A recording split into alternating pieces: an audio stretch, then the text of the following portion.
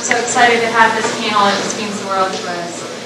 My name is Mo Kessler. I am a member of Livlab Artist Collective. We're an artist collective of members of the Western Carolina University community, so we're a mixture of staff and students and then outside folks working all together to create public engagements and public practice within our art. So we have pulled this panel together as a part of a grant process that we're involved in with Z. Smith Reynolds to produce a public art piece that is accessible by everyone, lifting up stories of our regions that are often untold or overlooked. So when thinking about this region and thinking about what kind of story that would be, we naturally move towards that Appalachia is one of those places that is often told by outsiders and it's often wrong. So we knew from the get-go that we wanted to create an opportunity for people to tell their own stories. And then we were thinking about when Appalachia is told, it's often told through industry, and a lot of that is a very masculine view. So we wanted to create an opportunity, like I said, to have people tell their own stories, but also put a women-focused view on it because we feel like that could be the best service that we could produce in an art piece for public. So we are super happy about our partnership with the Appalachian Women's Museum, and that is where our sculpture is going to exist. And so we pulled this panel together to give a nod to the other storytellers and story collectors in our region, and also to create an opportunity for us all to think collectively about the women that have shaped our lives. And hopefully you all will feel inspired to share some of your stories with us as we build it into the art piece that we're doing. So just to let you all know how this agenda is going to work, we're going to have our panelists share some amazing stories with us. I'm so excited about it. And then afterwards, we're going to break. We'll have food. I will lead you to where the food is, but it's going to be in the back. And we're going to invite people to interact with our display, which we've had drawings of our proposed piece. And we would love to hear your feedbacks, your suggestions. But I'm also going to encourage folks to share with us their stories in a couple different ways. And I'll explain that as we wrap up our panel. So I'm going to let folks introduce themselves, but I think we're starting with Kimberly. And again, thank you all so much for coming out. So my name's Kim. I'm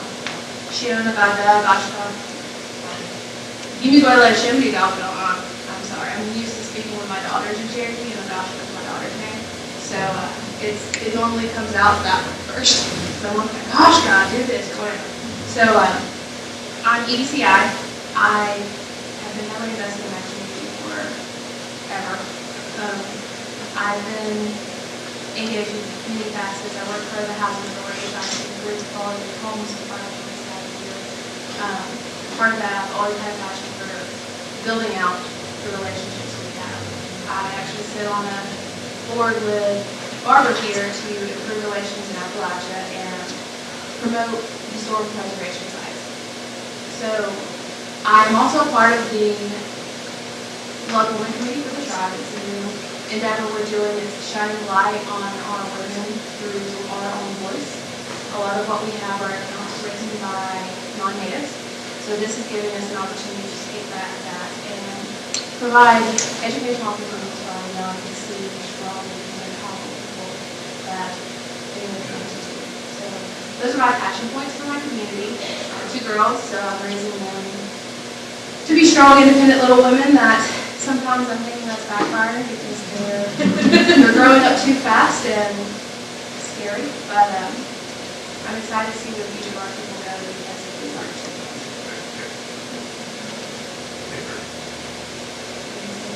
Yeah, so we have some of your slides. Oh, okay. Yeah. So that's not me.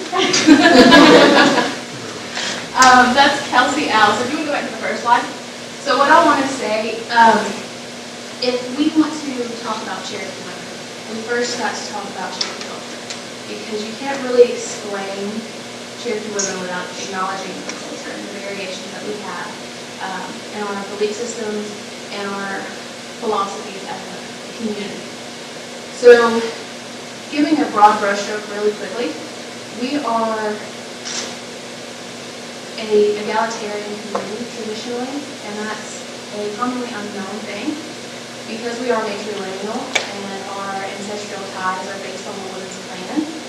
We often are assumed to be matriarchal, which is not in fact the case. Traditionally, we were very balanced in our world. We recognize the balance in the cosmos, so winter to summer, animals to plants, and men to women. So with that in mind, we took that and incorporated that into our culture. So there were very strong definitions for what a man is and what a woman is and what duties are like.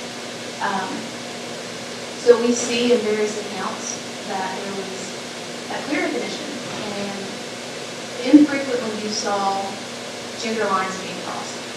In the cases that they did, it worked out to the benefit of women because it gave them this raised, elevated status within the community. When those Cherokee people had duties for women, and those were agricultural and in the home. Men were predominantly in the hunting parties and in warfare. So on those occasions when women would cross those boundaries would be if they go to war. So if they go to war and they're a warrior, they're able to not only do the capacity of a woman, but they're able to complete the roles of the men. And in the opposite respect, if a man chooses to neglect the hunting party and work in fields and live his life as a woman, he was often chastised or ridiculed. And using Cherokee humor to ridicule someone for this further defined the roles of women and clarified that this is something a woman can do. Because it was often seen disrespectful that a man would try to live his life as a woman because he couldn't complete all the activities a woman could. He could never menstruate. He could never bear a child.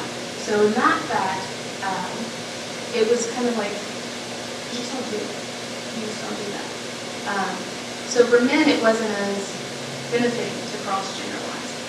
So women had that awesome authority to be able to do more in that capacity. And when we look at those women, some accounts had some writing letters to Ben Franklin and saying, you know, children aren't pulled from food source, they're pulled from women's bodies. You should listen to me and you should listen to your mother. In a time when women were subservient, we were not in a category to be speaking to men of leadership, much less in that tone, with that language, it showed incredible leadership and incredible power that she possessed to be able to speak that way.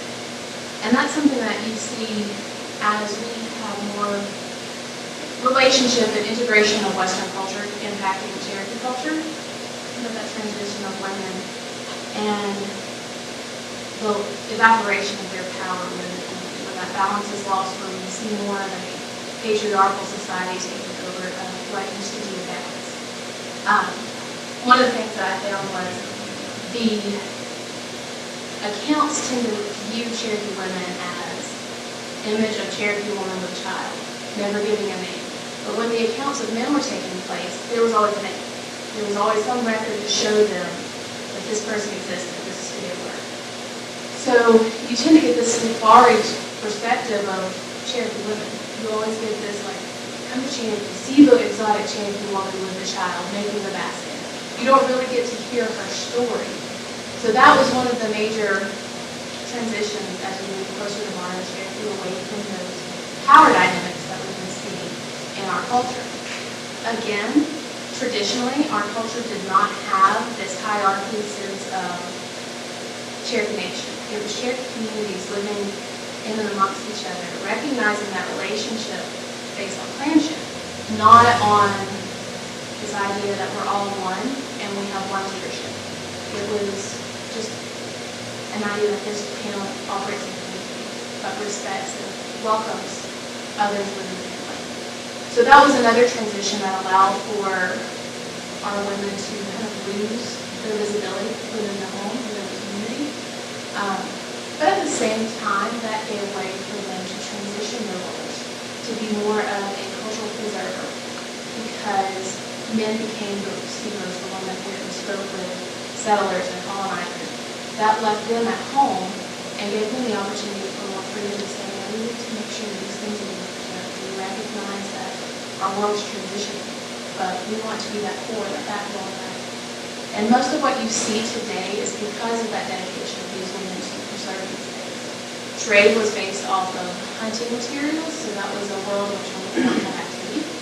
So there are very limited accounts of mass trade. So women did not get to have many opportunities to have those leadership roles, which I think is awesome that they've found other ways to do it. And most of those that are really clever are those beloved women. So we know a lot about Nancy Ward. Nadia Heath is her name. So we know a lot about her because there are written accounts of her. Some of these other women were just as remarkable, just as incredible. And there's one account where that he was one to meet this woman that had such strong notions about her that her stories carried between several towns. And when he went to meet her, his account said that she was nursing a bear cub. And he made a pass at her, and she completely rejected him. You know, that was just something I would never thought to do. This woman was nursing a bear cub. I would never make a pass at her. But so we don't know how accurate the accounts are. They could be well elaborated, but it's just really interesting to see. One had snake tattoos on her face, so every time she opened her mouth, the snake's mouths would open. So these were women that, you know, they had some gusto about them for sure. But you don't hear these stories. I was 29 when I started hearing about these things. I'd always driven by the finance building, and there was Maggie Chacha on the board, and I was, well, who is she, and what did she do to get put on the sign for finance? So I was 29 when I started researching and actually learning about these things, and these women are just amazing. So as we progress towards modern times, we still see, if we can pull back that veil of Cherokee culture, we can see these incredible women. And they were radicals in times when society at large did not have anything to do with women like this. So you want to go to not the next slide, because that's Kelsey. That one. So if you want to look, this is how these women were preserving the culture. So that's Amanda Swimmer. She's well known for her pottery work in a time when women weren't getting a lot of national recognition for stuff. This woman was making waves. And when she passed away, she had a write-up in the New York Times. Little old lady from Cherokee, North Carolina, making it to the New York Times. That's something. And you can see here that again the cultural preservation work in the home was done by our women. Another account was Arizona Swain. So in a time when women do not go to college, women do not become teachers, she was both. She went to college and then she taught at that college. She taught bachelor's. And that's a game changer from an early age. Ruth Littlejohn, in the 50s, she was a minority female entrepreneur and had a flourishing hotel here. You don't hear about that. She was also one of the ones that put up her own money to start the fall festival. Her sister started the housing authority here. So these women, in a time where you don't hear about women starting organizations, you don't hear about women being successful in a business without grants, without anything, building those up with no college degree. These are the types of things you can see if you hear about it, but you don't want to know it's there from the outside. So as we progress, we see more of these women that are becoming accustomed to Western culture, accustomed to how things are done in a more patriarchal society, but they still preserve the culture. So Ruth Littlejohn recognized the significance of needing to celebrate the new year in Cherokee culture. So she helped start the fall festival. If you want to go to the next slide, there's Eyre's on a flagship, and this here is Lulu Goin. And Lulu Goin is one of my favorite women I've heard about. She enlisted in the Army, was the first EBCI registered nurse, and it's believed she's the first Native American nurse as well. She's got voice interviews out there that are just incredible. She recounts of times where she shows up to have a patient with his guts laying out, and she's the only person that knows medicine to save this patient. So what does? She saves him and then has to drive him 45 minutes away to a hospital. So what does she do? She goes to D.C. and says, no, I'm advocating for my people. We need a hospital. We need medical care for our people here. gets it done. But yet you don't hear about her story. You don't have that there. It's not just, Google it and find her. You don't know to Google it. So yeah, she came home and championed her people. There's other accounts where she went to other reservations, so it wasn't just championing for Cherokee, it was championing for indigenous people. She's gone to, in this case, Pine Ridge up there, and she was working in that community as an indigenous doctor, and even there, she wasn't being received because she was a female trying to do medicine. And it took many attempts to break down that barrier, and she finally did. But these women just have incredible stories of perseverance. Here are some more. So this is Maggie Wachowcha. This woman, another incredible lady, she would walk from Snowbird area to Cherokee for the town council meetings. And she would be the language translator. So she held the language, she preserved that facet, but she committed of herself to walk. I hate to drive that far. And she walked monthly, dedicated her time to being here to ensure that her community had a voice. And her culture was preserved, and the fact that we still have these sections. And then Wilma Mankiller. A lot more is known about her as a female leader for the Cherokee people. She was the first female chief of either Cherokee tribe. So there's a lot more about her. She's an incredible lady, championing the voice in the political arena when traditionally that wasn't the case. It's still not the social norm for us to have a female leadership capacity like that. As society at large gets more and more women engaged in politics, Cherokee still seems to be on the slow end to moving in that direction. But next slide. We have wonderful people in our generation, like Kelsey out here, who has figured out a way to navigate living in the contemporary modern world while still belonging and being engaged in her cultural world. She's a U2 alum, so I have to say that. She and I worked together while on campus and championed taking her culture out to the world, showcasing that culture through powwows, through heritage events, through halftime shows, and all at the same time willing to commit her education to coming home and helping students in high school, helping students in the middle school through counseling. So with the rest of our society, our women are finding ways to still be that cultural preserving entity while still being progressive and pursuing avenues to showcase the beauty and strength of our women. Go to the next slide. Oh, did Nat not make it in there? Okay. So Natalie Welch is the other one that I wanted to showcase today. She's a modern Cherokee woman. I am super proud of her. She's a W2 mom as well, but she just got a PhD, and I believe she's one of the few in our generation that actually gotten that far in her education.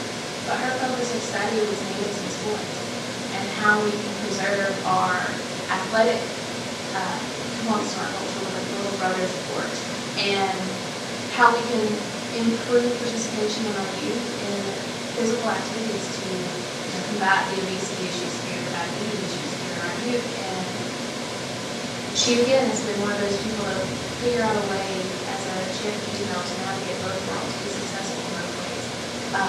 She also worked with Nike to improve the N7 program, getting more materials out for Native communities. And she's been a champion in many communities for women in sports, women in business. I'm excited to see where the future will go. We've been in these mountains for 10,000 years. We've been here for a while, but I know with women like this going forward, we're going to be here for another 10,000. No question about that. But these women are paving the way for my daughters to be in a place where they can be at one with who they are and not have to worry about, what am I today? Who am I supposed to be for the community? And be comfortable in their own skin. And we know they've got a lineage of strong, independent women. And they're not having to wait till 29 to find out about it. It'll be there for them to learn about and grow up with and be inspired by. So when they're my age, they'll be like, Mom, you were slow to it. I've already done this, this, and this. And I want them there. I want to inspire our girls who are living in a community where we're facing so many issues. We're facing drug problems, we're facing income issues, income disparities, and they have that beacon of hope that one day they can be like that. One day they can be a beloved. At least know to model themselves like that. So that's my engagement from that perspective. And my Cherokee women has it now. Also helping. Thank you so much.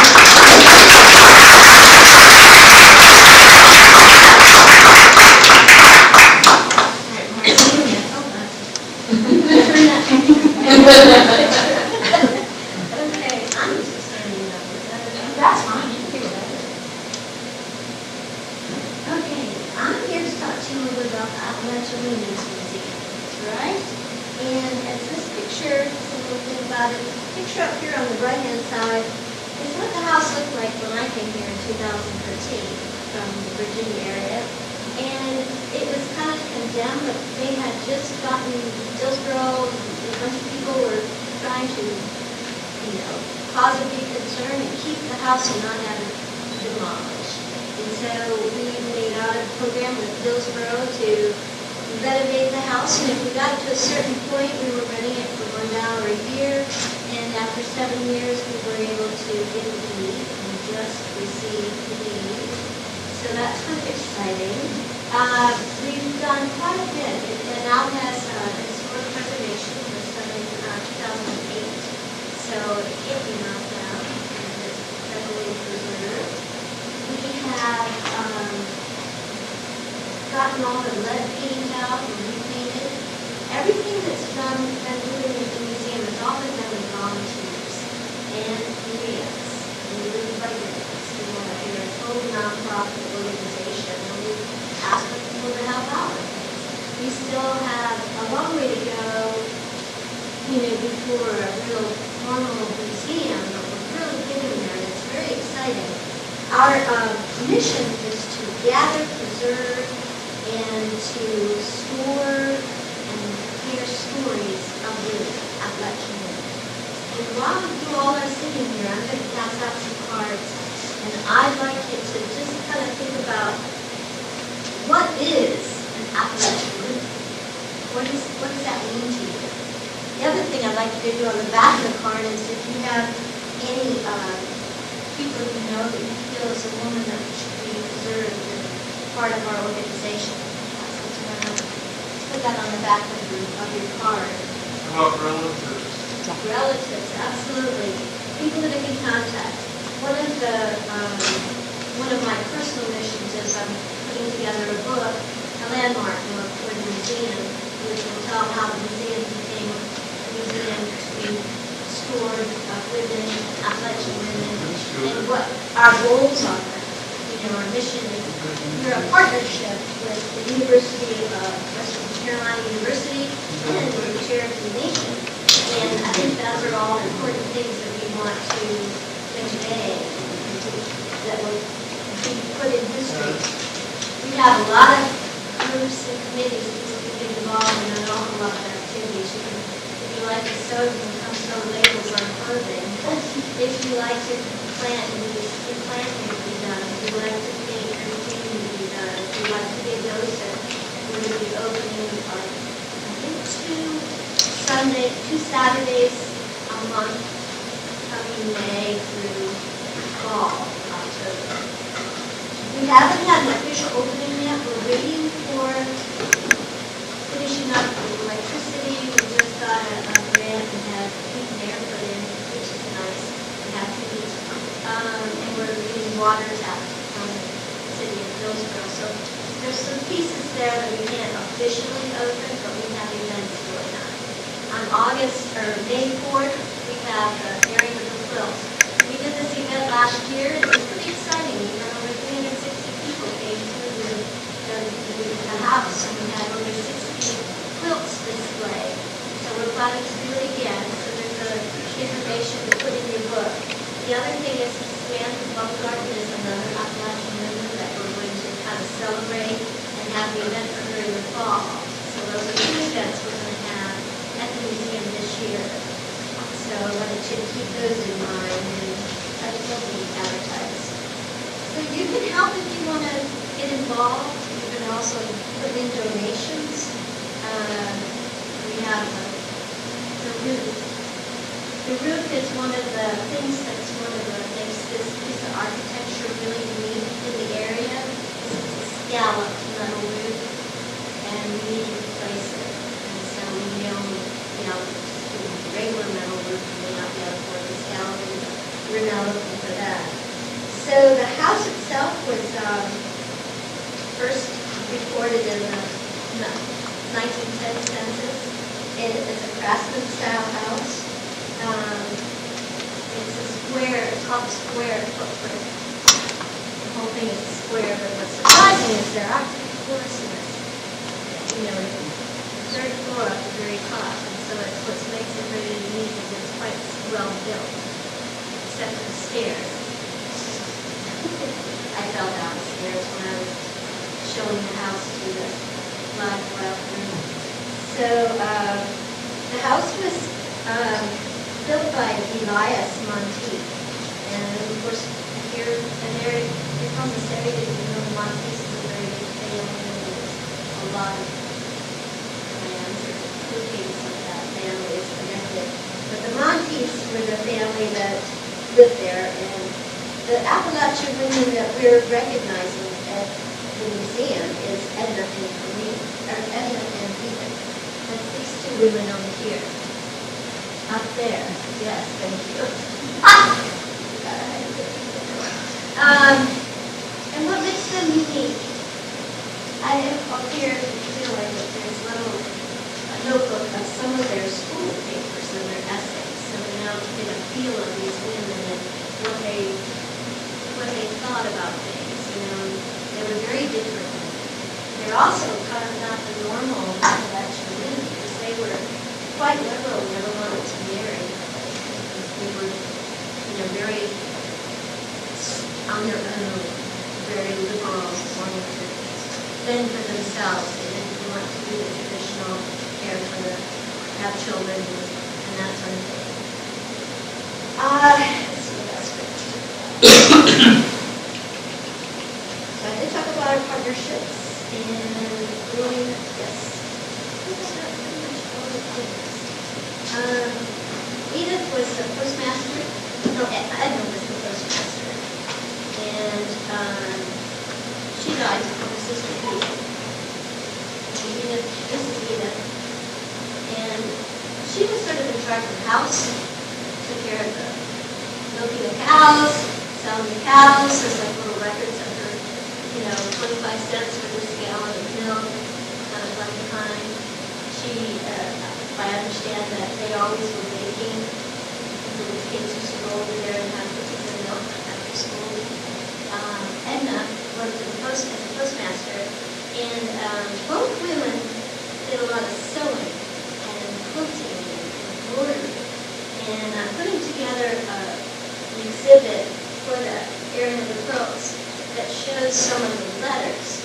There's a lot of correspondence between Edna and some of her friends, and they would send pictures and drawings and patterns of different quilts or embroidery, and I was able to find some of the quilting pieces that she had started and match those up with the letters and the, you know, sharing of the patterns, which I think is kind of fascinating about, you know, the culture of these women in Appalachia. Do you have any questions you want to talk about? We're right now, the biggest thing I wanted to say is that we won't really be officially open for another year yet, but we will be open like on a Saturday for 4 hours. You can come in and look at things. And we're still growing. We're still growing the whole concept of the museum itself. We're still putting it together so it's safe when you come and visit us. And we're trying to collect stories of women. untold stories, and I think that's the biggest thing. And what constitutes an Appalachian woman. I'm not an Appalachian woman, I'm from the Michigan. Yes. Well, not a question so much, but if you want stories, I can tell you. Good. I have up here. I've got generations raised in these mountains for a very long time. I would appreciate anybody who would like to tell me and get together with stories, because I am starting to do research on the novel, the book, and I need your name and your numbers, way to contact you, gather this Well, information. you can bring that over to me. I absolutely will. And I recommended my great-grandmother. Okay, excellent. Thank you. Well, thank you. That sounds good.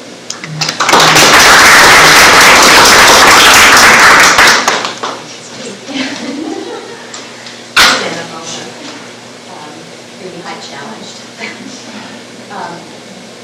I'm from Franklin, North Carolina. My name is Marjorie, and I've been working with a project over there to establish a women's history trail through the town of Franklin. And we've discovered it's the first one in North Carolina, and it's been really very successful and a whole lot of fun to do. And in the course of doing this, I've discovered a lot of very fascinating women and some themes that I've come across that kind of surprised me. And one has to do with women from away, and that's what I'm going to talk about tonight. Before I start talking about that, I want to mention what happened in the mountains when settlement began, white settlement began in 1820. The first people who came in were children of the frontier. Their families had been following the frontier as it moved, and they came into Macon County. They brought a culture with them. Most of these people were related to each other, or they knew each other, and they settled down in the mountains and kept coming in, and there were, by 1830, 2,300 of the settlers. And they kept coming until the mid-1830s. And then the Go West Young Men period began. And a lot of people in North Carolina left the state. A lot of people in Macon County left. They left because they could find cheaper land somewhere else and more land somewhere else. As a result of that, the people who remained, they formed sort of the hub of the future generations. They didn't, but they stayed there. It was pretty isolated, and hardly anybody else moved in. And so, as a result of those things, this culture that they brought with them survived and thrived in the mountains. And this was true. A few people moved in. We find here and there somebody came in. People came through. The stagecoach came through. It brought visitors. They had newspapers. I mean, they knew about the outside world. It wasn't like total isolation. But especially in the coast, you did have this beautiful culture and that we think of as the Appalachian culture. In the towns, things were a little bit different. People were more literate, for one thing. The literacy rate, if you go through the censuses, it's just heartbreaking to see hardly anybody in the county could read and write, let's say, 1870. There was a public school system before the war, the Civil War. It was destroyed during the Civil War. It took a long time to rebuild it. So you had low literacy. But in the town of Franklin, they had built schools very early, and so you did have a group of educated people. And the men of the families, the wealthier families who lived in town, were very interested in educating their daughters, often sent them to Asheville for college or for finishing high school. So as the 20th century came along, these women had come back from college. They were there, they were educated, they were bright, they wanted to do something. There was a lot to do. I mean, they'd go out on trips in the mountains. They had kind of interesting lives. But as people began to move in, they really bonded. More and more women were moving in, and they came as wives or as daughters. A lot of the men who moved in came for jobs. There was mining going on, there was forestry going on, there were several industries that established headquarters in Franklin, and so they had administrative types, management type men. They brought their wives with them. These women were educated women, and of course they wanted something to do.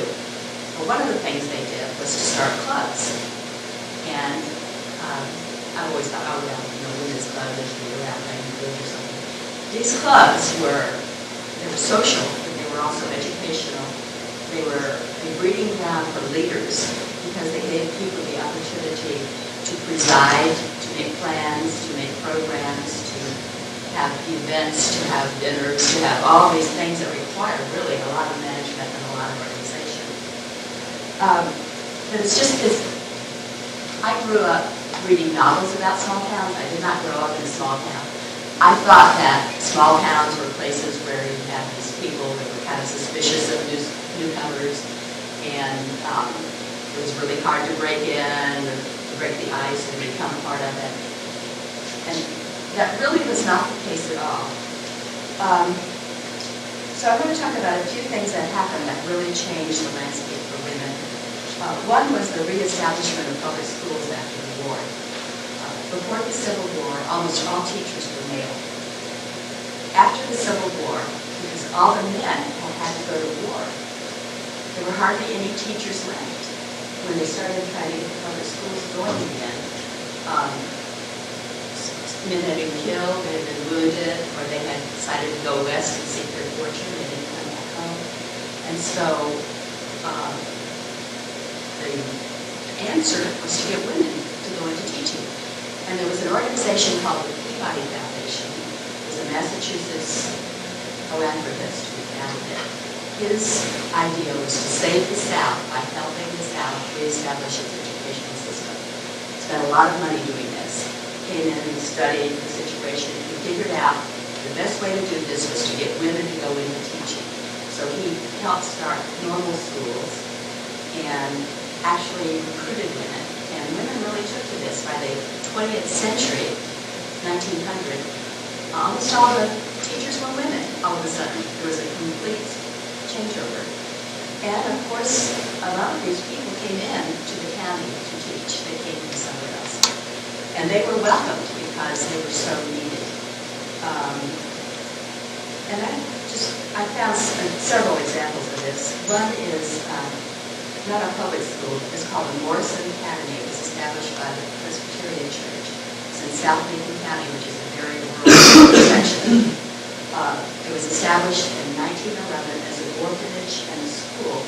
So they had young girls came in there, didn't have anywhere else to live. They had a dormitory for them. And the school taught teacher training and it gave college preparatory classes. They opened the school to the children in the neighborhood, both boys and girls. The interesting thing is all the teachers were women. The principal was a woman. And this was going on in 1911 until sometime in the 1920s or 30s when the school finally closed. From what I talked to people whose parents went there a long time ago, to people who actually went there themselves, and it was a life-changing experience for the children of that very rural community. And also the women who taught there became inspiring examples for these girls, something that they could aspire to as well.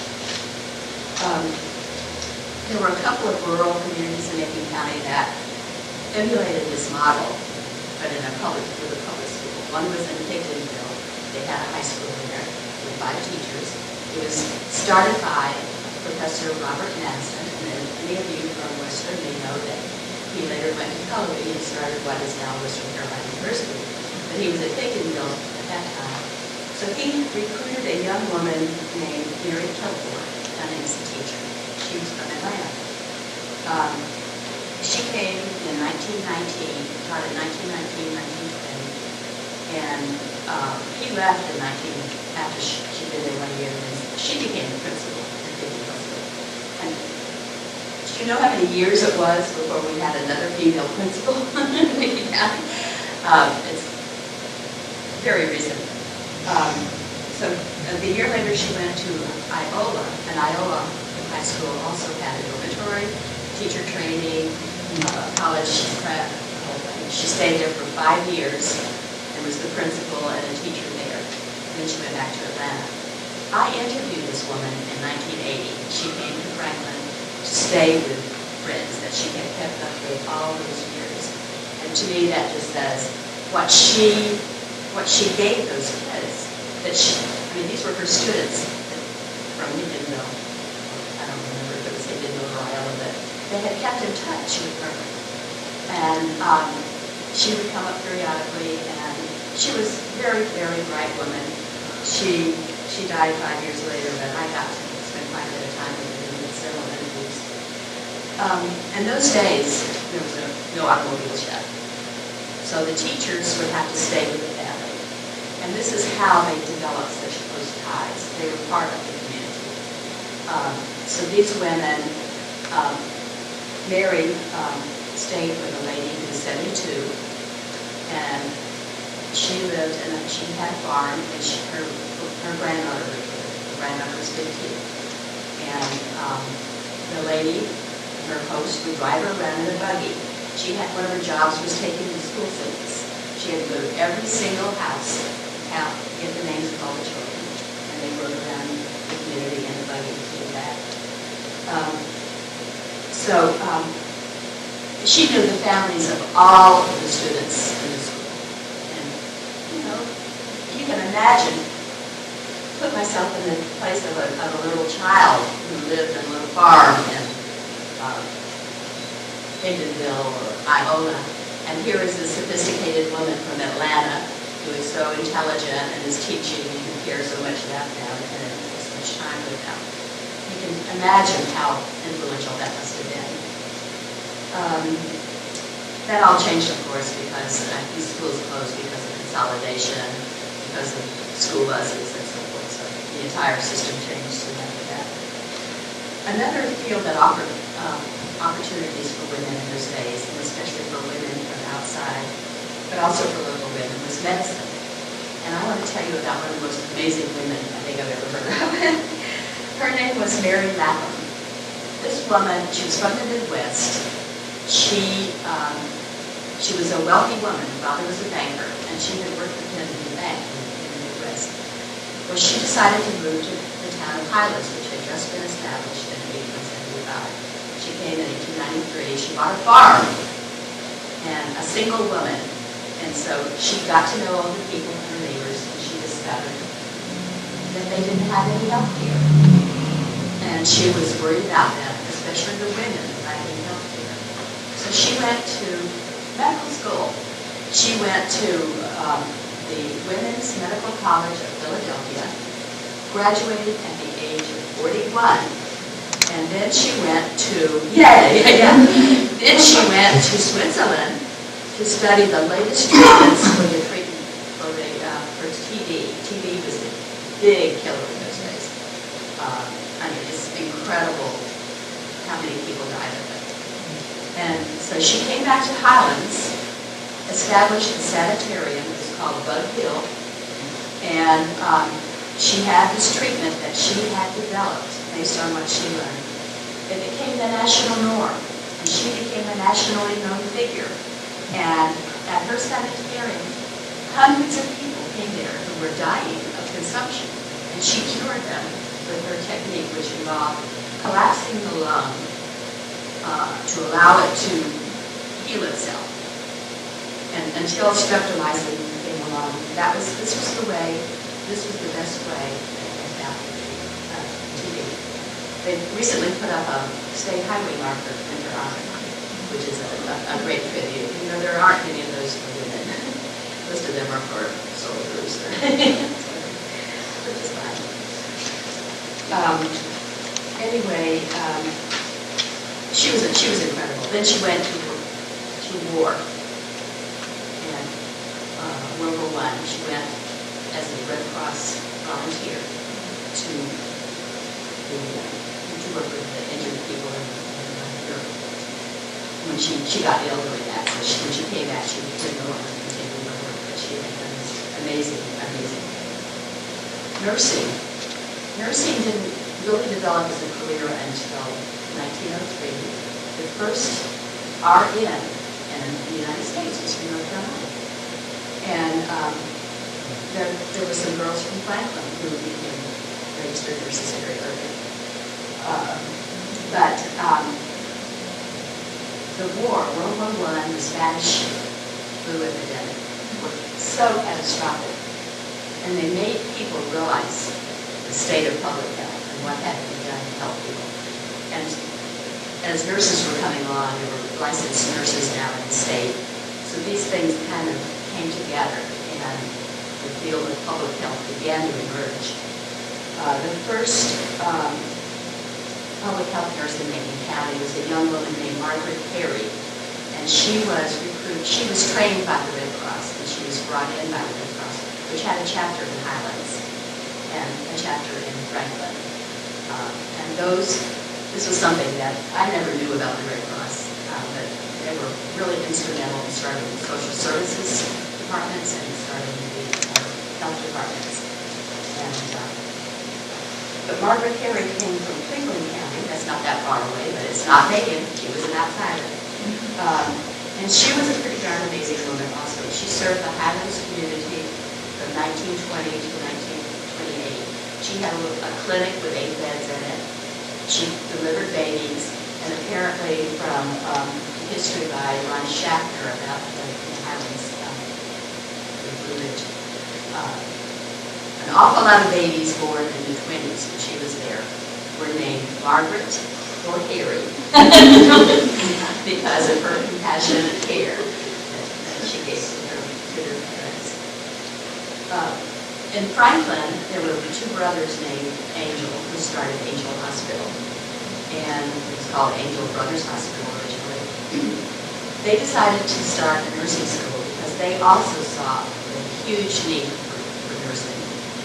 And looking through in the census record of 1930, one whole page is full of the names of the nursing students at this school.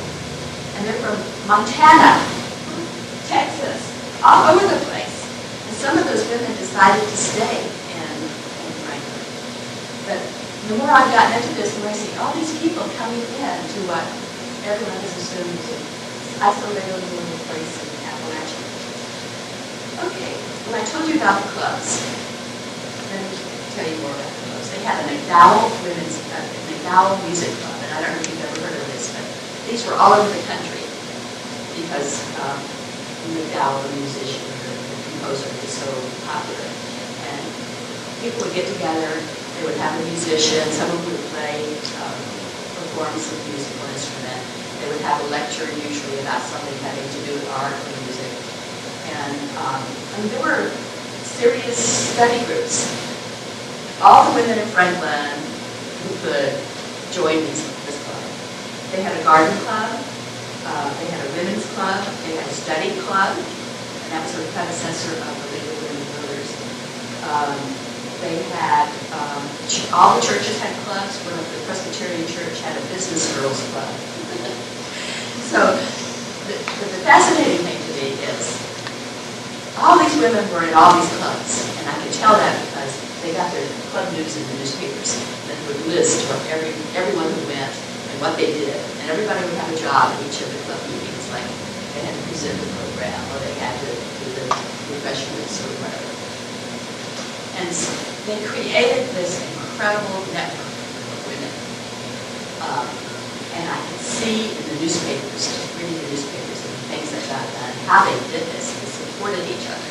They were all in each other's favorite projects, helping out. So every time a new woman came, they welcomed her and they brought her into this network. And so they got plugged in and they found out what had to be done in the community. And a lot of these women had a real social conscience and they wanted to participate, they wanted to help. And they were used. And willingly, they totally were used. They brought a lot of gifts to the community. Most of the women that I found in this group were educated. A lot of them had college degrees, which was pretty amazing at the time. Franklin had an amazing number of people with college degrees in the 20s and 30s, and it's because his headquarters society that was there, and the Forest Service had headquarters there, and then Power Mine had headquarters there, his mining companies and so forth. So anyway, so that a lot of these women also, they weren't like teenagers.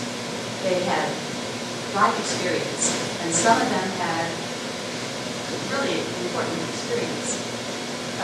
Teaching was a big thing. Teaching was the field that almost all of these women that I've identified started out in teaching, because that was so open to women, and because perhaps they loved it. They wanted to do something, and that was the way to do something. Some of them were skilled administrators, and some of them were skilled public speakers. And then, of course, the club network they found themselves in helped them develop those skills even more. So it gets better and better. The 20s and 30s were a stellar time for these women. And I have some examples for you. Margaret Redding Seiler. She came to Franklin as the bride of a local physician in 1900. She developed a passion for heritage and history, and she spent much of her time conducting interviews with old-timers, learning everything she could about the area. She was a skilled writer and storyteller. She had a radio program. A lot of her programs focused on the Cherokee. She interviewed Cherokee people, and pioneer history. Those were her real interests. She was willing to take on causes that mattered to her, such as the preservation of the ancient Ninkasi Mound in downtown Franklin. She was one of its most vocal adherents. Her efforts ensured that much early history was preserved and appreciated. Another woman, Eloise Whiffen Franks Potts, one of my favorites. Mrs. Eloise, a lovely young college girl at American College in Raleigh. She came as a bride also. She met her first husband, Sam Franks, while attending American College in Raleigh. They married in 1911 and moved to Franklin.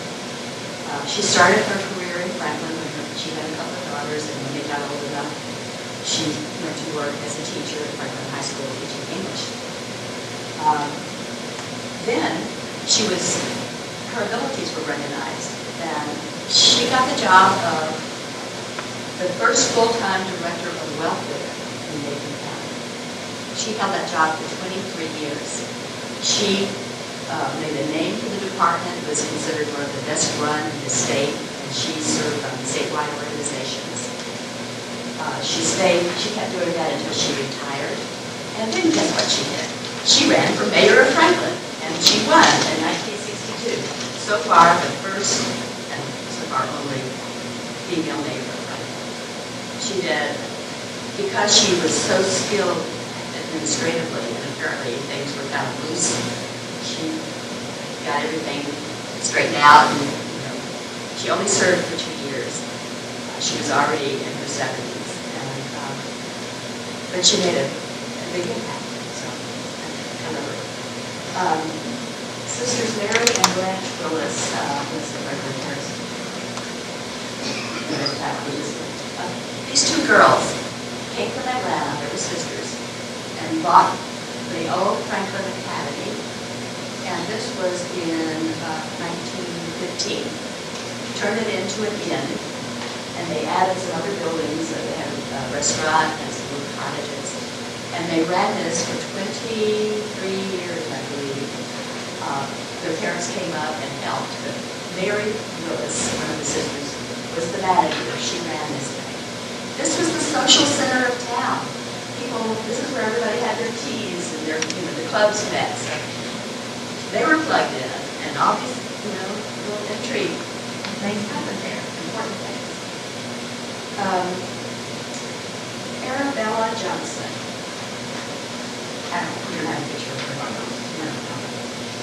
I don't have a picture of her. I'm hoping I'll find one. She built a house under them, so I love her. She was really something. She was also, but she came, and her story was really different because she was widowed. She had 6 sons. She was a middle-aged woman. In 1931, she bought the Franklin Press and moved to Franklin with 3 of her sons.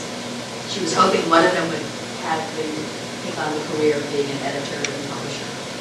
And he stayed for a while, but then he moved to Asheville and got married and took another job. She ended up having to run the newspaper. She was the editor, she was the publisher. She was the first female editor of the Franklin Press.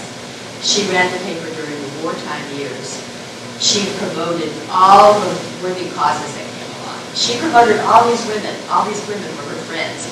And every time they did anything that was newsworthy, they got a nice spread in the paper. And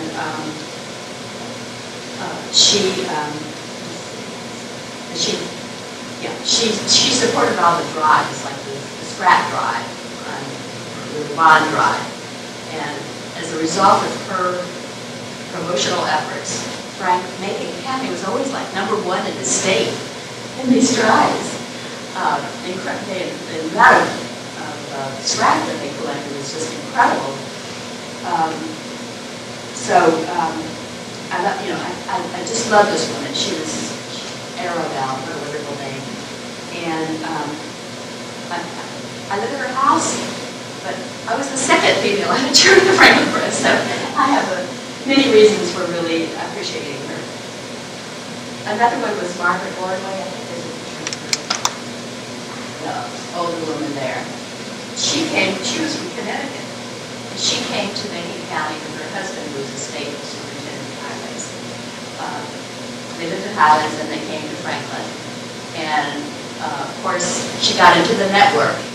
And the first thing that happened to her was that one of the women in the network who was on the library board said, "How would you like to be the volunteer director of the library?" And so she took that job and ran the library with no pay for a year. They had to keep the library going for a long time, just volunteers. But she really had a big impact on it. And then the Depressions, when it came along, she was given the job of supervisor of the National Youth Administration in Macon County. And thanks to her friend, Eyre Johnson, who was editor of the Franklin Press, I've been able to learn a lot about what she accomplished in that job, and it was very, very interesting, very admirable. She worked in the prisons. There was a prison camp in Macon County then. She helped everybody. It was quite inspiring. Okay, and I don't have a picture of this other lady, Catherine O'Neill. I don't know that much about her, but she was also a New Englander. She and her husband came to Franklin. She became the county's first home demonstration agent in 1935. She also taught at the high school for 22 years. There was an article about who was your favorite teacher, and there's a great big picture of her in this article that so many people had said she was their favorite teacher. I guess you can tell from my accent that I'm a woman from away. My husband and I moved to Franklin in 1973. And so I've really learned how much my experience in Macon County mirrored the experience of these women that I'm so fond of in the research. People welcomed me with open arms when I came to Franklin. They got me into these clubs. I mean, they're doing the same thing in 1973 that they were doing in 1920. A newcomer comes, you get them into this club, invite them to that club, and then you kind of see what their skills are, and then you kind of nudge them in this direction. They nudged me into Mako Crafts, which is a large craft cooperative. Then they nudged me into the Franklin Press, where I became a reporter, and where I was associated with ever since. So every time I met anybody, I got the feeling they were taking my measure. And not in an unkind way, but they were looking for, okay, how can we use her? Where can we fit her in? What can she give us? And I was happy to be asserted. It really made me feel good to be wanted. And I think that that's the way these women felt, who went through the same kind of a process 50 years before this. And as I said, my experience with small towns and novels was it did not prepare me for the reality, which was really, really, really very wonderful. And I think that's it. So, thank you.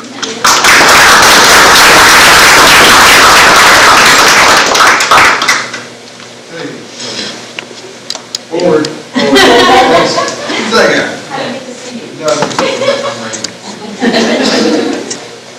So my name is Smith. I'm the executive director of the Foxfire Fund, which oversees the Foxfire magazine, Foxfire book series, and the Foxfire Museum and Theater Center. The Foxfire program originated in a high school classroom in 1966 with a group of students who were challenged by their teacher to go out into their communities and collect stories, collect information, collect experiences from people that they had direct relation with, and to bring these stories back to the classroom. This was a means of a challenge, answering a challenge, because they didn't want to study Shakespeare. They weren't interested in reading their Faulkner or anything like that. And so rather than just go to college, they thought how they would approach writing and composition.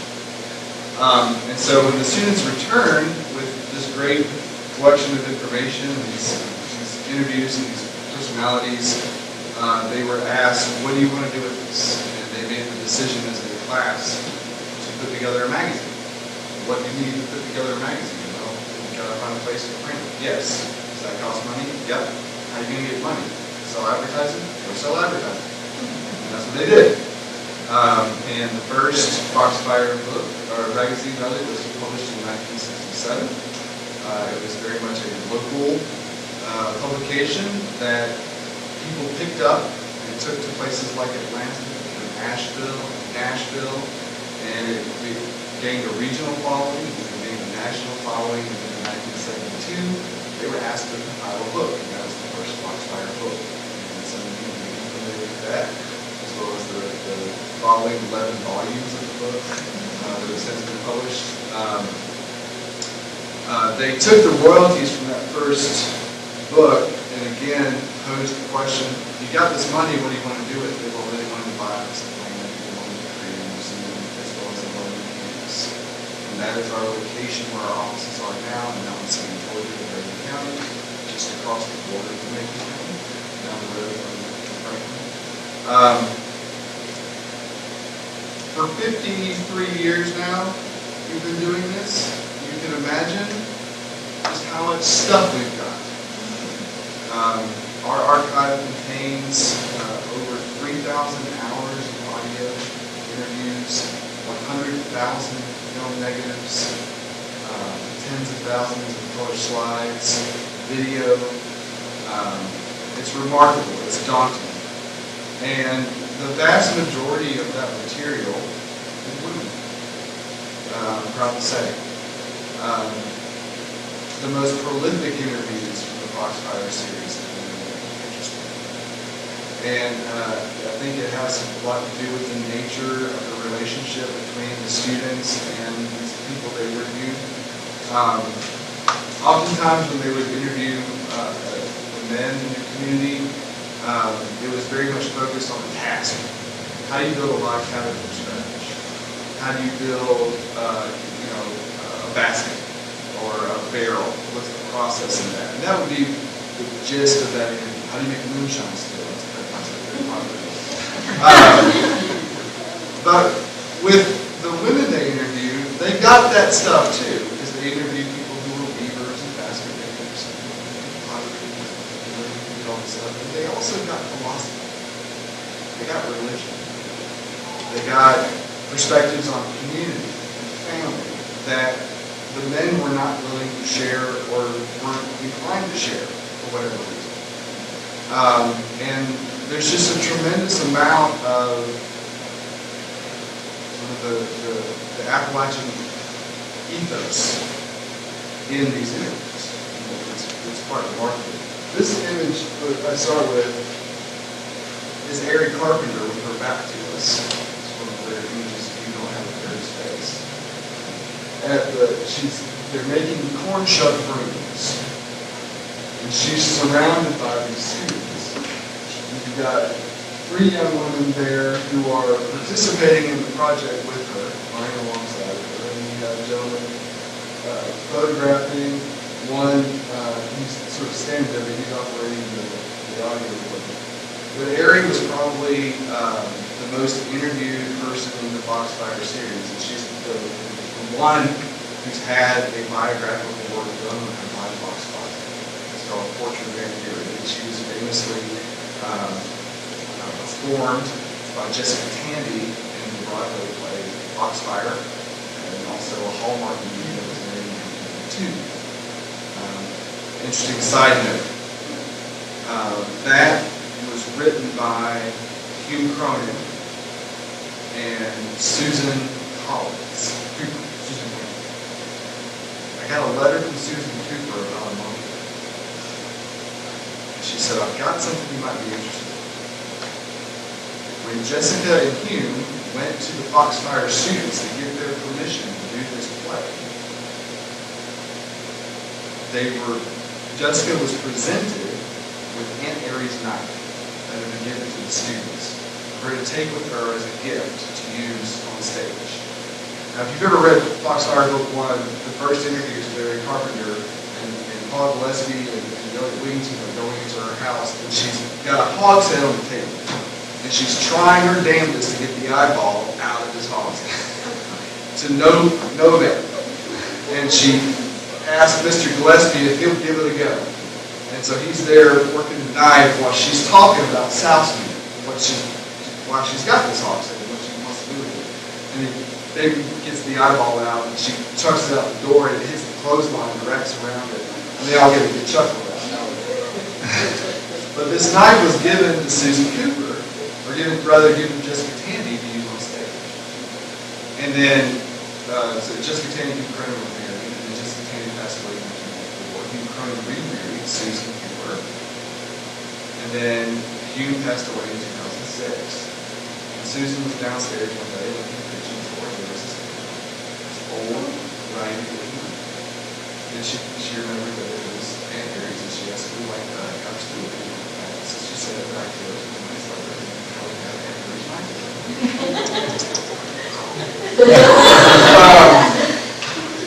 But the students would go to Aunt Eyre's house. She would always cook a full supper.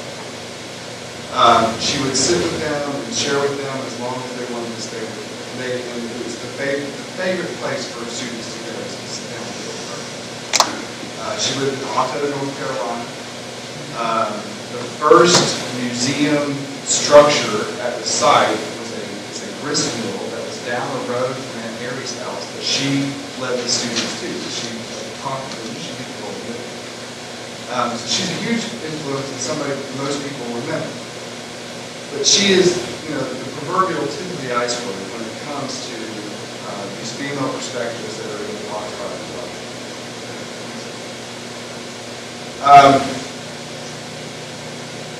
The vastness of this collection is what's astounding me. I took over as executive director 2 years and 3 months ago. I had no idea what I was walking into. I mean, I knew, I'm a folklorist. This is like, I know this stuff, but I had no idea.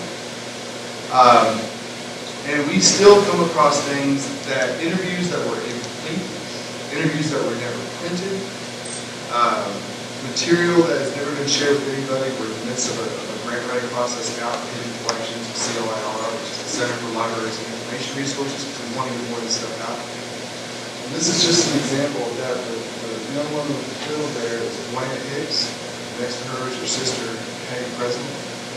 And my first year, very stylish, my curator comes in my office and said, "People, listen to this.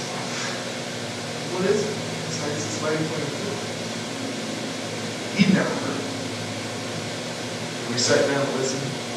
We had the audio, we had a picture, we had no idea what it was. We had to go and hunt her down, spend all this time, finally recognized who she was. Now, maybe she was overshadowed because her brother was Stanley Hicks, her cousin was Ray Hicks. Those names sound familiar? Yes. Ray Hicks is a largely renowned storyteller. He was appointed by the Smithsonian. He tells jack tales in a very, very distinctive Otto accent. You know, anybody from Otto? Yeah. And then Stanley was this incredible banjo builder. Also a storyteller in his own right. Quite good. And actually, we have a podcast coming out Tuesday, my first ever. We're talking about Stanley. So she's buried in there. And we've uncovered her. We did a blog post about her, printed that out. And we're doing work to bring these kinds of stories to life because there's hundreds of these things in our archive of these incredible women that nobody's ever heard of. This is Beulah Perry.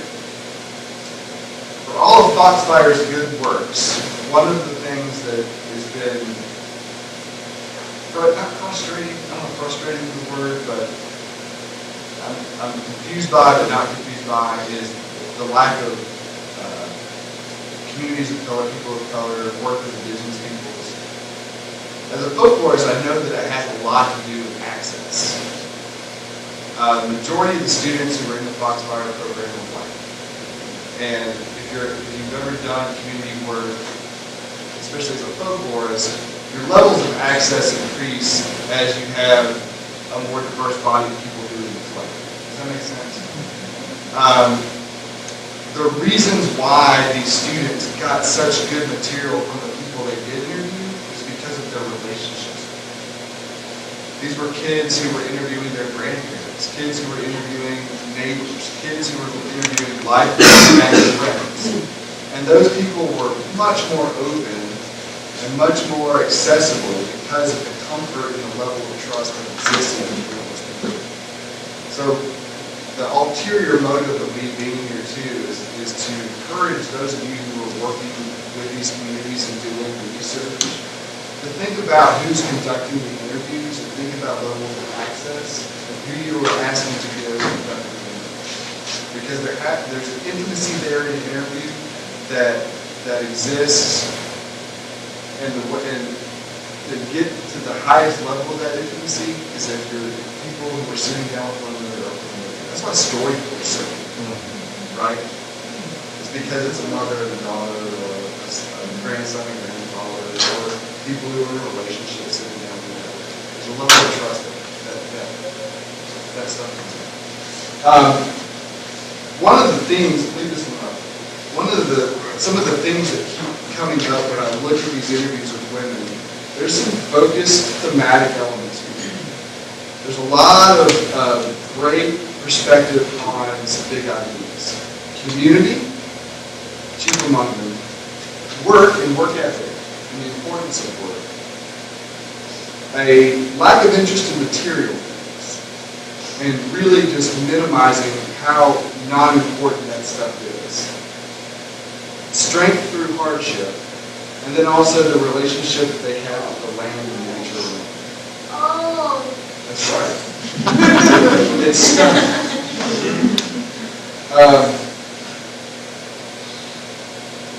This is from Beulah. Seems like our country now is more for money, regardless of how it comes or how it goes or who suffers, who lives or who dies. Seems like money. The big people are just for the money, regardless of how they have to get it, because most of our trouble now is with the big people and the money-making people. Is that right?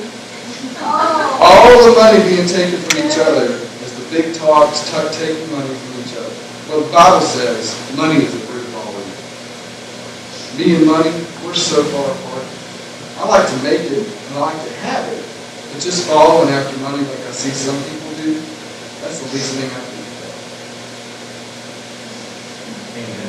Right? This is an interview when they're 74.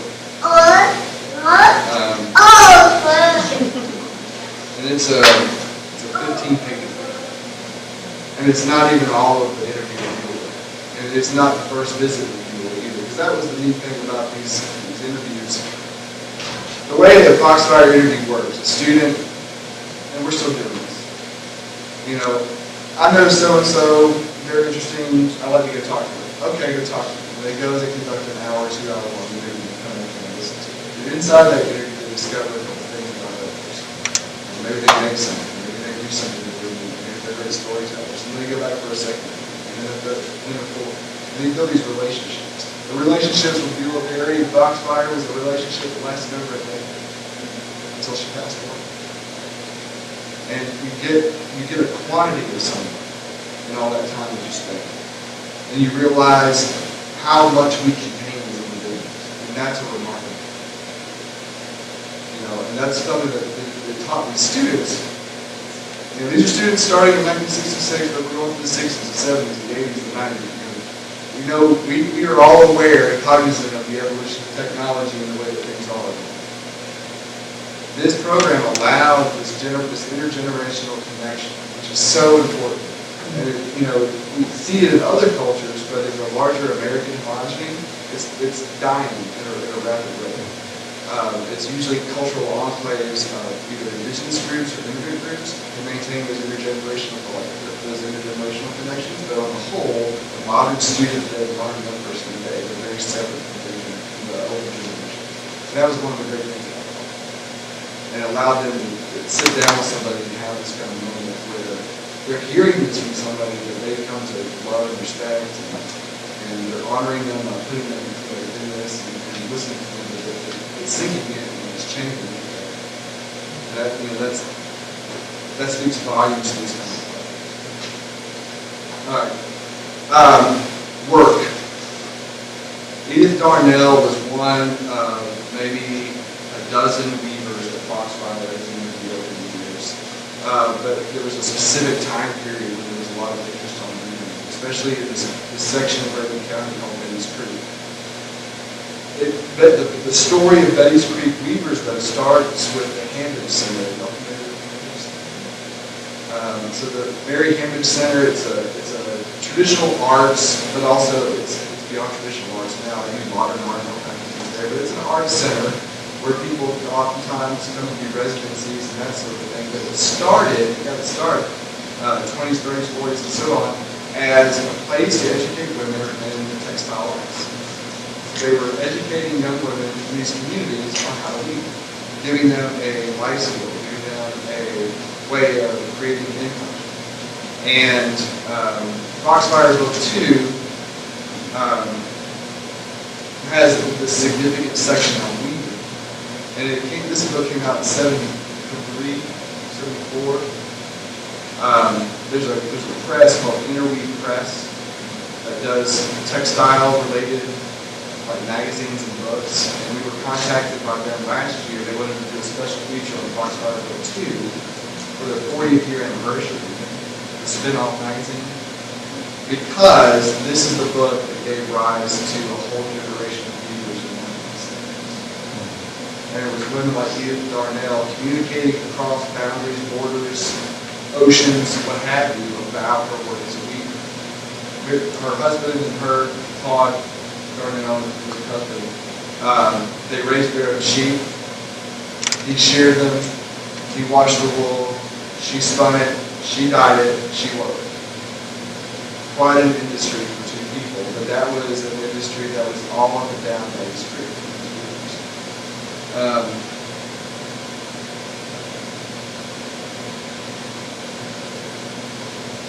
This is less than 50 minutes. You would think after weaving all these years, Mrs. Darnell would have done some work for herself. This is untrue in her case. She said, everything I've done, someone else wanted it, and I just sell it. But I'm going to weave me something. I'm making me a little house, a place where I can keep all my stuff to itself. My house is so bad. Miss Darnell expressed the importance of having patience to weave when she said, I've always been patient in working weaving. I've always had lots of patience with my work. Even the loom threading. I've never had anyone show me how to thread a loom. I just did it by the pattern myself. Threading the loom and putting the warp on is the hardest. It takes lots of time to put in the warp. When you get that through, you're done. I don't mind to do it though. It just takes a little longer. I learned putting warps on myself, and I could roll one plumb across about 50 yards all on myself. Come in, no, all in the road. And this whole section here, she takes them through the whole process of weaving the color. And the passion for her work. It inspired some of the young women and some of the young men too who interviewed her. They went on to learn to weave. That's the intergenerational thing too. And with a lot of these Appalachian women, the things that they could pass on are skills beyond, home skills. These are skills I think that transcend that. They're life skills. These lessons about work. When I was coming up here today, I was thinking about, it's strange to me, not strange, it's, I don't want to say sad, that's too hard, but we're having this panel in 2019. We're still having to have panels in 2019 about elevating the work, the thoughts, the perspectives of people. The most influential people in my life were grandmother and two great-grandmothers. Great-grandmother taught me how to fish, how to clean fish, how to clean a deer. Another grandmother taught me, about bait. Another grandmother who was the wildest woman in Decatur in the hairstyle. She did hair at Davidson's back in the day in Atlanta. And, taught me about being a gentleman. But when the cards that she passed out, I think we could probably rattle off a dozen women off the top of our heads who were heavily influenced, men and women, in this room. But yeah, we still have to have this conversation. And when I go through and look at the magnitude and quantity of what's in these books and these interviews, it's remarkable. It really is. Ooh, I love that. This is Ethel Corn.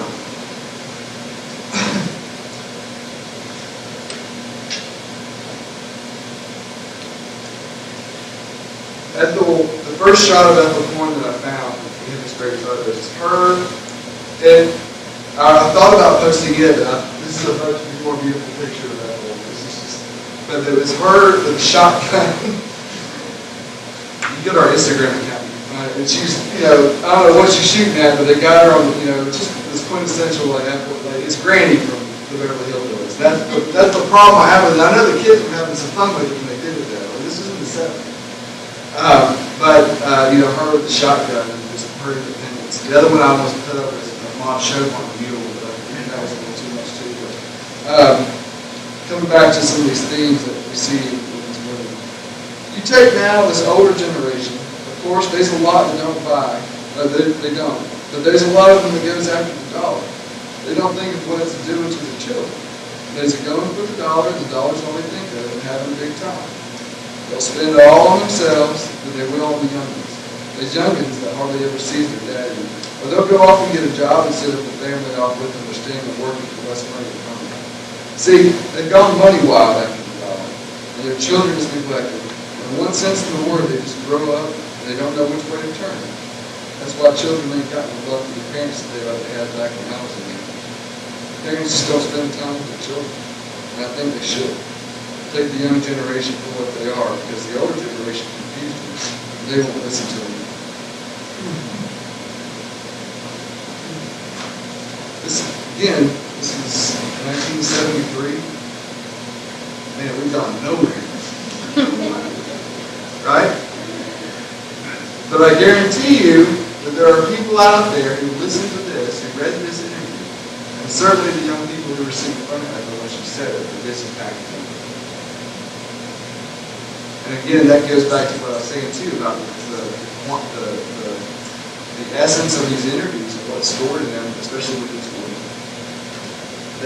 They were not afraid to tell these young people how they felt and their perspective on the world, and their perspective on life, and their perspective on intimate subjects like that.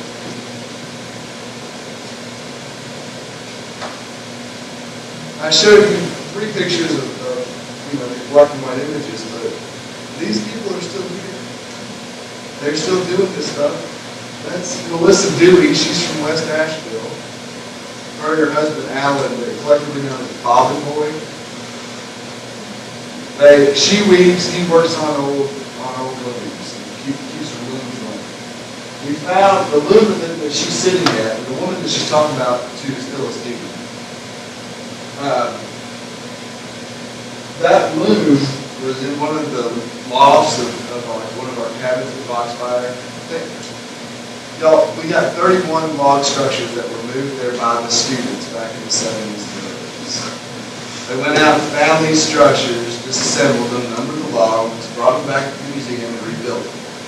Some of these structures they transformed into museum exhibits. Some of they transformed into offices and structures for our archive and that kind of thing. There was this half circle of buildings that were packed with old office stuff, like just institutional garbage. It was really sad. Made me mad. I said, why are we doing all this stuff? Like 1970s office furniture and Apple IIe's that have been sitting in cabins, so they're worthless. Anyway, in the wall we found the pieces of this loom. This is a rocker beater loom. Anybody familiar with loom? You know what a rocker beater is? Yeah. Instead of the overhanging beater, it's on rockers. That's the name. But it's a loom that's very distinct to Appalachia and one that we don't see a lot of. The lady on the left there, or on your right, is Phyllis. She actually did a master's thesis on this rocker beater loom.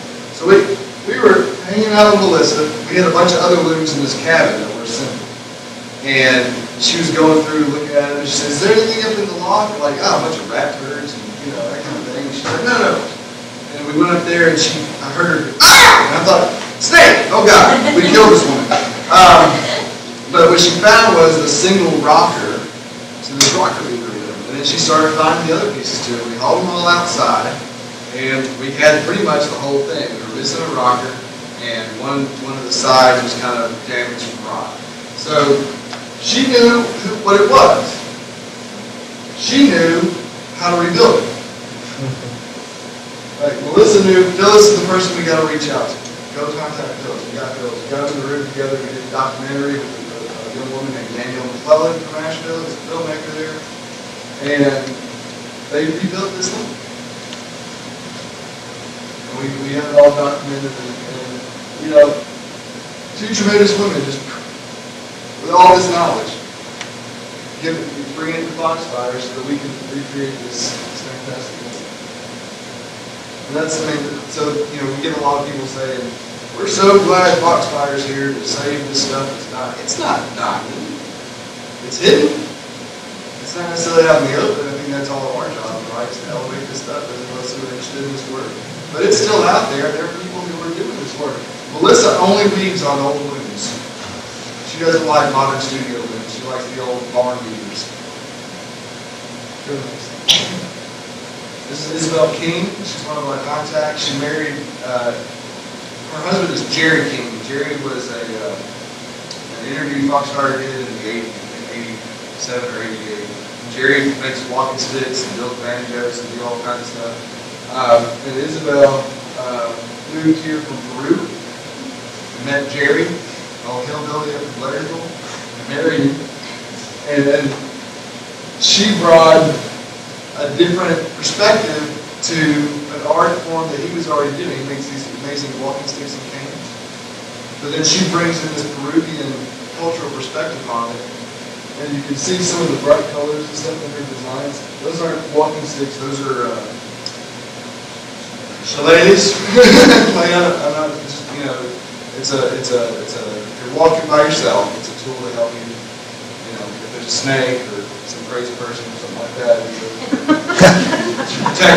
Some crazy person. But she puts these lovely designs on them and influenced by her own Peruvian culture, which is like that. And she comes out to everything. There's another lady, Beth Kelly-Zarbanos, who does corn shut dog. Beth and Isabel come out. Beth makes homemade wine. So they'll stay up at the museum in one of our cabins, and they'll condense a handful of us to come up there and take in the cherry wine. And it's usually a rock sweet time. Go to the next one. We have two studio artists at Foxfire. On the left is Sharon Dreist. There's one of your women away. Sharon is a Massachusetts transplant who came to the area in the 1970s and married a long-time member of the the Kelly's Creek community, the Grice family. She learned to weave at the Hamish Center in '79. She's part of that same lineage that Edith Darnell was a part of. Sharon studied to be a teacher, but one time in the classroom she realized that was not for her. She has been a professional weaver ever since. But she's now a teacher again because she's teaching classes at Foxfire, a new generation of weavers. She's got an apprentice, Amber, who's 23. And Amber will one day be our weaver in residence. On your right is Carol Morris. She's a Lakeland, Florida native, who grew up in sort of that South Georgia, North Florida, hot, natty country. Y'all ever been down there? I taught at ABAC in Tifton, Georgia. I'll never go back. I'm from Appalachian down in the mountains. I can't handle the flat or the dance, but she learned how to make baskets at her grandmother's side. She was a great basket maker, but then she took a broom making class at the Johnson County Clothes School and discovered, there's some similarities between the baskets and the broom as far as some of the technique. And she fell in love with broom making, and that's what she did. She also teaches classes. And then this is an interview from this past summer. The majority of the Foxfire students have been women. And the young woman right there is Sarah. And Sarah was a high school freshman. She did a fellowship program with us that summer. There's a lady in front of her that she's interviewing, Rhonda Reno. And Rhonda Reno is from the Warwood community in Raven County and is a 6th or 7th generation, she calls herself a granny witch, folk medicine practitioner, but she also now has a master's in herbalism. So she's taken that folk tradition, but she's also combined it with more academic approach to herbalism. She's a practicing herbalist down around Statham, Florida. And so she was having an interview with Sarah. The other young woman whose face you can see is Candy Aarons, who's our assistant curator. And then that's Rhonda's daughter, who's also learning and following in her mother's footsteps to be the next generation of women healers in her family.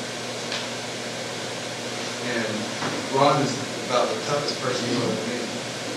You see those tattoos and stuff. She's for real.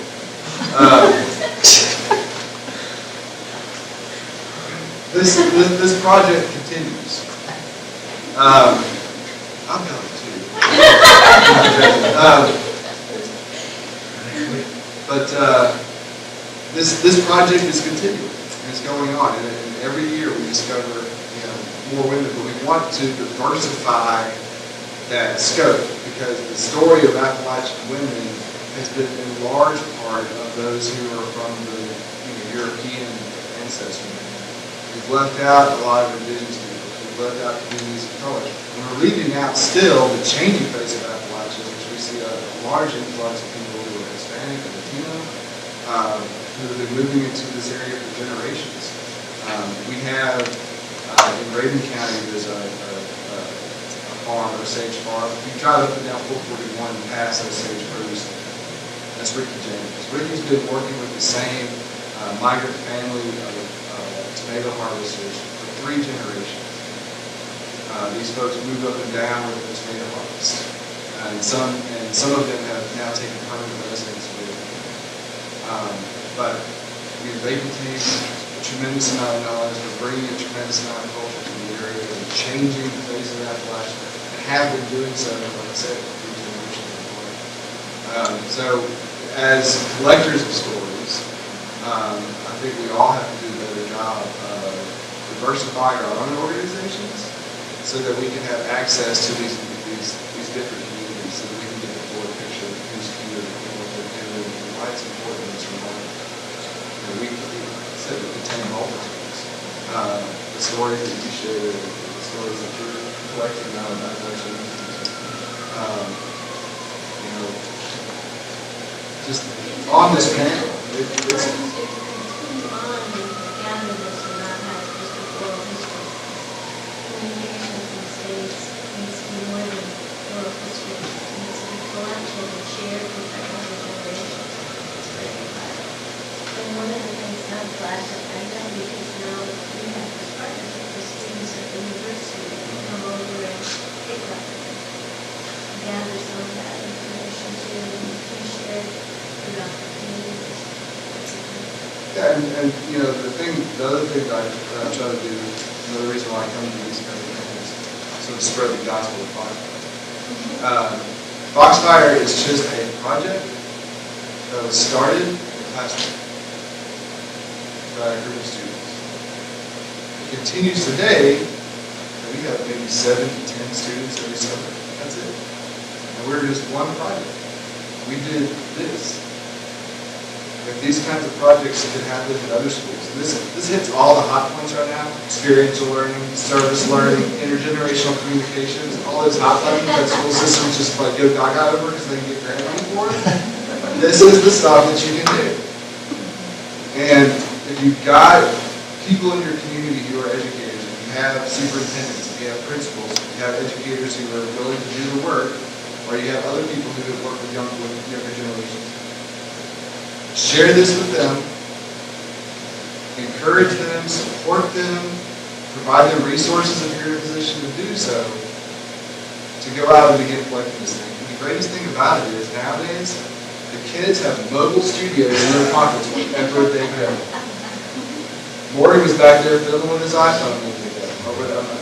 I love it, yeah. But you get great audio on these things. You get incredible images on these things. And what I tell my students all the time is like, you're just a walking documentary studio. Like if we can, we're working on a way, we're trying to find a way to get like a mobile release form that they can sign right there on the spot so the kids can interview them in the street and post it to Instagram. Like this is the kind of stuff that we can do as documentarians. And this is like what StoryCorps does, but we can take it to the next level because it can happen instantaneously. And start, building a collection of stories, building a collection of images, building a collection of knowledge. And also making those connections between younger people who are older than them, or have different experiences for them, diverse experiences for them, and even their peers. Like we encourage peer-to-peer community because the person next to you, they might be the same age as you, but I guarantee you they have the same experiences as you. They have something to share. There's something interesting to find out. Ask questions. So that's my little piece.